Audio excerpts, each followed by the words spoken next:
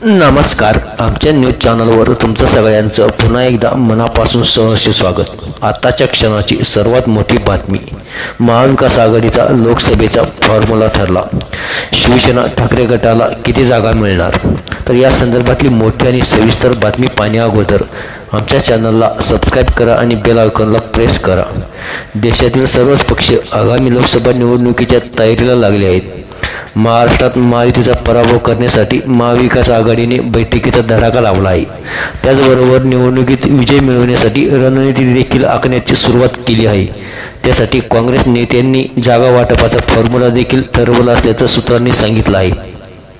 लोकसभा निवडणुकीत महाराष्ट्रात महायुती आणि महाविकास आघाडी असा थेट सामना रंगणार आहेत. महायुतीत भाजप, शिवसेना, एकनाथ शिंदे गट आणि राष्ट्रवादी अजित पवार गट हे तीन मोठे पक्ष आहेत. तर महाविकास आघाडीत काँग्रेस, शिवसेना, उद्धव ठाकरे गट आणि राष्ट्रवादी शरद पवार गट असे तीन प्रमुख पक्ष आहेत. प्रकाश आंबेडकर यांचा बहुजन वंचित आघाडी महाविकास आघाडीत सहभागी होऊ शकतो अशी चर्चा सुरू आहे. मात्र अद्याप त्यावर निर्णय झालेला नाही. महाराष्ट्रात लोकसभेच्या एकूण 48 जागा आहे. या जागा वाटप करण्यासाठी काँग्रेसच्या वरिष्ठ नेत्यांनी फॉर्म्युला ठरवला आहे. महाविकास आघाडीत लोकसभेच्या जागा वाटप करण्यासाठीचा फॉर्म्युला दिल्लीत ठरवला असल्याचं सूत्रांनी सांगितलं आहे. या फॉर्म्युल्यानुसार काँग्रेसला 21 ते 22 जागा मिळण्याची शक्यता आहे. तर शिवसेना ठाकरे गटाला 17 ते 18 जागा मिळण्याचा अंदाज आहे. याशिवाय राष्ट्रवादी शरद पवार गटाला 6 आणि वंचित बहुजन आघाडीला 2 तर स्वाभिमानी शेतकरी संघटनेला 1 जागा मिळणार असल्याचं सूत्रांनी सांगितलं आहे.